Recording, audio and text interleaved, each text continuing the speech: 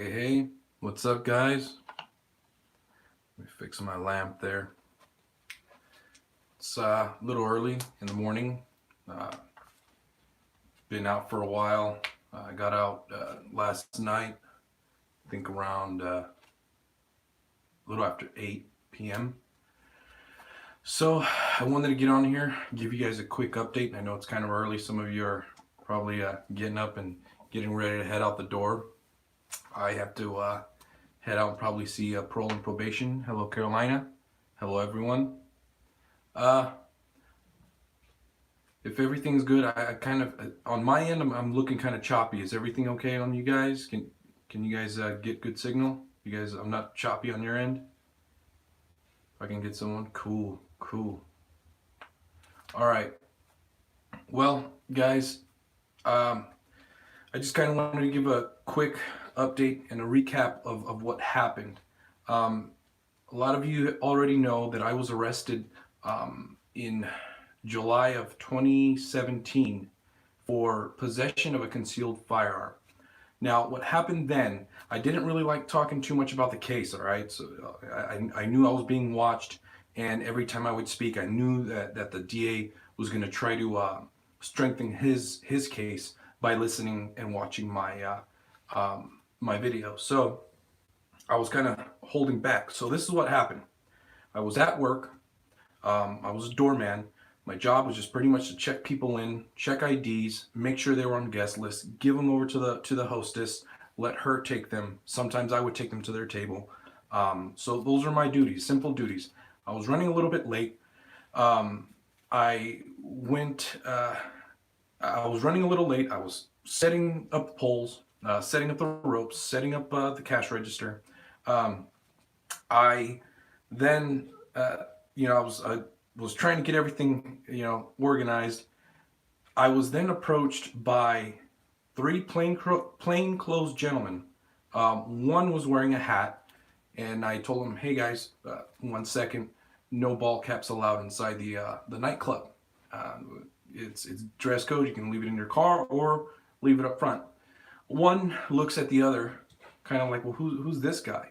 Well, I knew something was up because one had a clipboard and said, "Well, we're here to check the business license and sheriff's cards." I said, "Fine." Now, what a sheriff card is it's a card issued by our local sheriff for people who want to work in the nightclub industry, anywhere that serves alcohol, places, establishments that have slot machines, things like that. You have to have a sheriff's card. You go down to the police station, you get fingerprinted, same process as a CCW, a concealed weapons permit. That's what they were checking. Well, I didn't have mine on me. I told them, "Look, it's inside. If you want to see the business license, I can get the manager out here for you. You can, he can assist you in that." Well, they surrounded me and said, "No, stay right here. Don't move." I said, "Sir, I have guests in line that are waiting to come in." Then the other one kind of came up beside me, got closer. At this point, one asks me, "Is that your firearm?" I said, "Yes."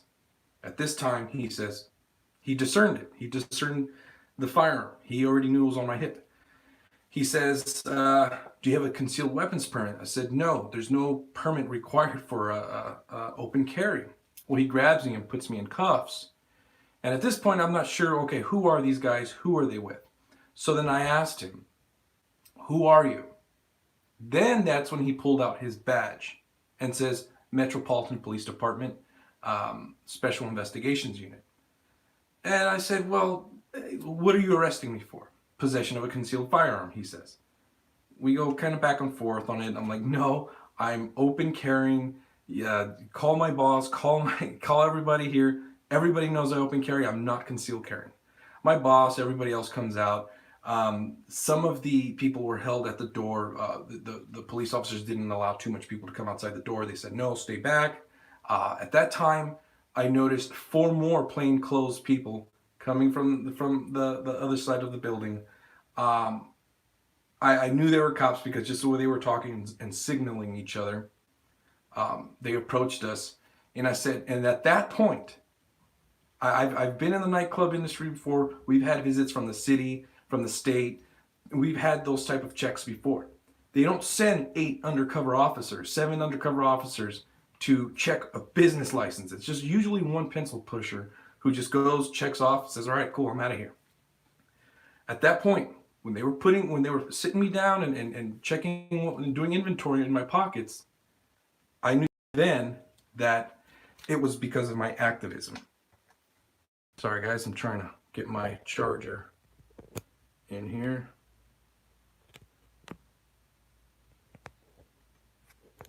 Oh damn, hope I don't lose y'all. What the hell? Sorry about that, guys. Well, I'll try to go as fast as I can. But anyways, I was then taken into custody. I knew then it was because of my activism. Once the officer told me, look, you're under arrest, this is what's going on, you're going to be booked in, I knew it was Detective Kenneth Mead who spearheaded this whole sting, whatever it was. Then I went to court. I found out Michael Dickerson, who also went after a couple other activists here in Las Vegas as well, he was handling the case. He handled the case. I knew was controlled by Detective Kenneth Mead. Well, there's nothing I can do. I was standing.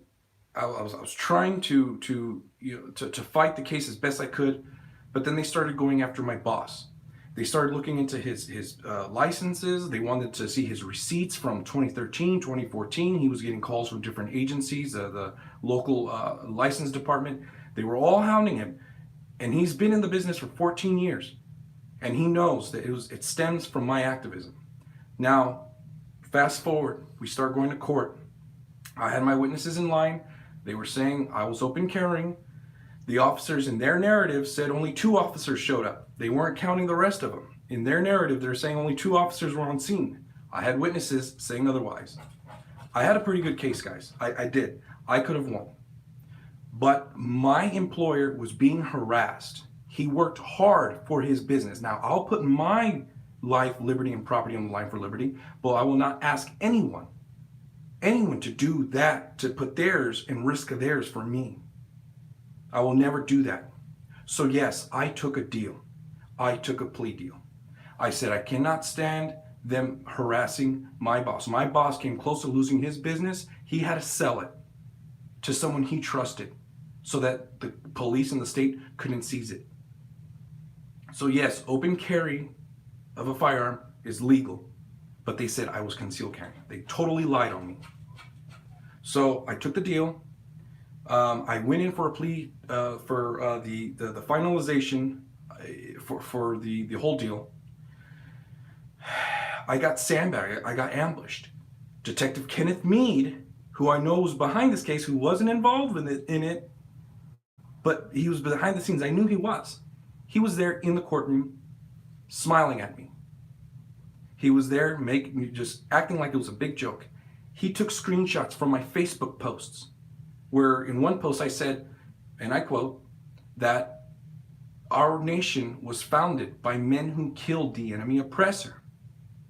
They used guns, not thoughts and prayers. Now I had other posts, a couple other things that was anti-police abuse, and I was simply pretty much expressing my ideas, expressing my thoughts. Well, the judge didn't like that. The prosecutor was presenting that. He totally surprised us. It was supposed to be in and out, quick signature. I would have been off probation pretty quickly if I succeeded, which I know I would have. It would have been fine. We were just totally surprised. The judge lost it. He started just saying, I think this man belongs in prison for these type of posts. Now look, if I broke a law, charge me for the crime. But do not put me in jail simply because you have me by the you-know-what, and you have the authority just to throw me in jail because you simply were offended by what I posted. We shouldn't be having a talk about offending people or possibly being a danger. We should be talking about a possible indictment hearing, a possible arraignment hearing. He threw me in jail. He looked at me and said to my attorney, I believe he belongs in prison. he leans forward, looks at my attorney, and says, I'm going to give you two options. Either withdraw his plea or you allow me to sentence him right now, insinuating that he was going to send me to prison. So yes, I turned to my attorney and I said, you revoke my plea, you withdraw it, and we go to trial. And it sucks because I know they were going to go back and harass my witnesses, and they were going to go back and play dirty like they always do. So yes, I said, no, let's go. Well, my attorney comes to the back after they cuffed me up. They threw me in the back. They brought me back out. My attorney, he comes to the back and says, look, the judge, he's calm. He's not going to throw you in jail. He's going to abide by the stipulations. I didn't believe him. I said, no, don't believe him. I'll spend a couple of days, a few nights, a few weeks in jail. Let's do this. I'm ready for trial. He goes, okay. We go back out. The judge says, fine. Well, I have to remand him back into custody. I go back into custody. He takes me in. At that point, I go downstairs into booking to the jail. I'm in there waiting. I'm chained up. Nurse calls me up for medical. Guess who's there? Detective Kenneth Mead, smiling at me, saying, you got here before I did. What? Why are you following me? I said. Why do you keep following me? Oh, I'm just working, doing my job. There's other people who want to commit crimes against our people. There's criminals out there. Why are you after me? Don't know. Is it my auditing? Is it my ability to speak? Is it my love for country? The fact that I will stand up and defend my life, liberty, and property, is that what fears you? That I'm not afraid to express my idea and share it with my friends and family and share it with my audience? I have that. That's a natural right. I have a right to develop ideas, to accumulate wealth, to protect property, to accumulate property, to acquire property, to build property. Those are basic natural human rights. Well, he tells classification to put me in a maximum security area. So when I'm in my cell, I'm in a cell by myself, 13 by 6 cell. When I leave the cell, I have to be put in handcuffs. I put my hands through a door. They cuff me, transfer me if I want to go take a shower. Once I go into the cages for the shower, I do the same thing. Put my hands through there. They uncuff me. I take a shower. Once I'm done, back right into the same position. Put my hands through the hole. They handcuff me and take me to the next area. I thought about it. I was ready for trial. I said, you know what? Would it be right for me to put my witnesses through that again? Would it be right for me? Isn't it selfish of me? I think it is. Because I know I can do this. I know I can get past this. So yeah, I went in. The judge says, well, I still think what he says, it's not free speech. It isn't protected by the First Amendment. Excuse me? The First Amendment protects all speech. It isn't a direct threat that I said. I never made a direct threat, because if I made a direct threat, he would have definitely charged me with another crime, and definitely would have. I wouldn't be here talking right now. So this is just their way of letting me know that they're monitoring me. Because people who are monitored, who know they're being monitored, are less likely to be politically active. That's the government's way of intimidating people to shut up. Well, that doesn't work with me, because you just added more fuel to my fire. Even my lawyer came to the back after all that whole fiasco and said, oh man, I know they just added more fuel to your fire. Dude, if you want to just go to trial, let's go to trial. We'll withdraw your plea. Guess what? Guess who was fighting against me withdrawing my plea? The district attorney. He said, no, he should be on probation. We don't want to go to trial. His exact words. Because he's trying to paint me out to be this bad guy. But the judge had this one moment where he asked them, the prosecutor, if he's such a dangerous individual, why did you agree to probation with a misdemeanor at the end of the probation? The prosecutor replies, Your Honor, this is a very difficult case. The defendant is well-spoken, he's good-looking, and he could have swayed the jury in rendering a not guilty verdict. I'm going to get the DVD. I'm going to post it. You guys are going to hear this. I'm going to get the DVD from that hearing. You guys will hear it. and you will see it. This is just an absolute attack on a person who just expresses their idea and just wants to fix their country, who wants to encourage their neighbor to learn how to petition the government for a redress of grievances, who wants to teach their neighbor how to use the Constitution in their legal battles. This is the country we live in now. That if they don't like something you say and they have the authority to lock you up, they will. They absolutely will. So we went to court this morning. I had auditors there. High Desert was there. Prince Vegeta was there. Shout out to those guys. Las Vegas Free Press was there. There's a few other ones as well. I forgot your guys' name. I'm so sorry. I'm horrible with names. But shout out to everyone who had my back, because you know what? The judge saw the amount of support I had, and even other inmates, when we went to the back, they even said, wow, he was in such a better mood today. Why? Because he saw unity. He saw that there was support there. This man on the bench said that I made a threat, that I made threats when I didn't make any at all. There was no direct threats. We have rap artists that say far worse things about killing cops. 187 on motherfucking cop. What about those? What about those? I mean, what is it? What is it? Who's part of the elite? Who isn't? This man had a picture of George Washington and Thomas Jefferson on his wall, and the original 13 colony flag right behind him or right beside him. Those of you who know, Thomas Jefferson said that what nation can keep its liberties if its rulers aren't reminded from time to time that the people preserve the spirit of resistance? Let them take arms. The tree of liberty must be refreshed from time to time with the blood of patriots and tyrants. George Washington said that government is like fire.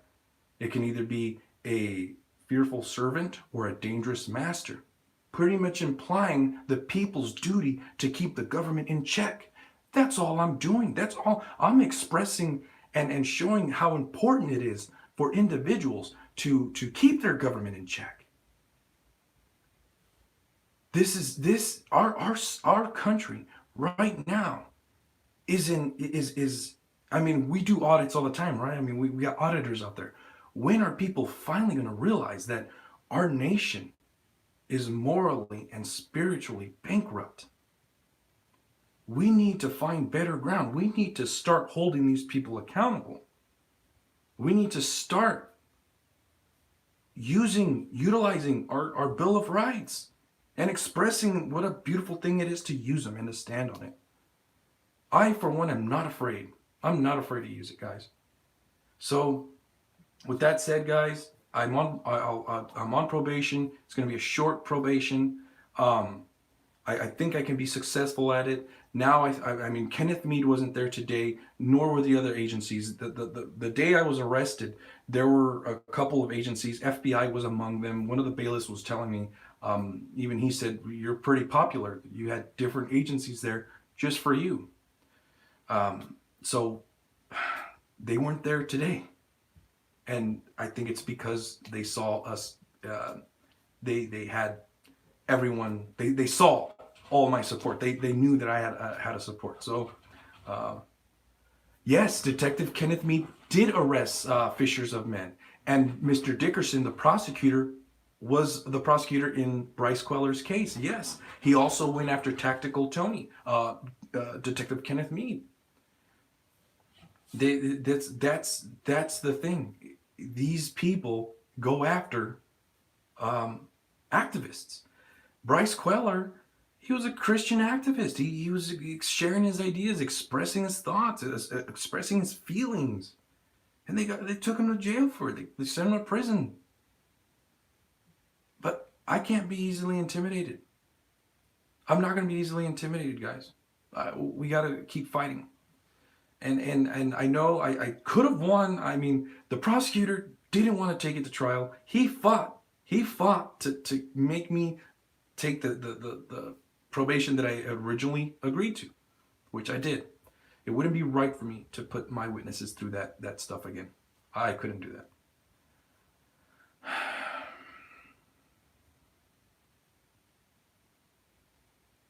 So, guys, I'm gonna cut it short. It's already been 20 minutes. I don't want to make it too long.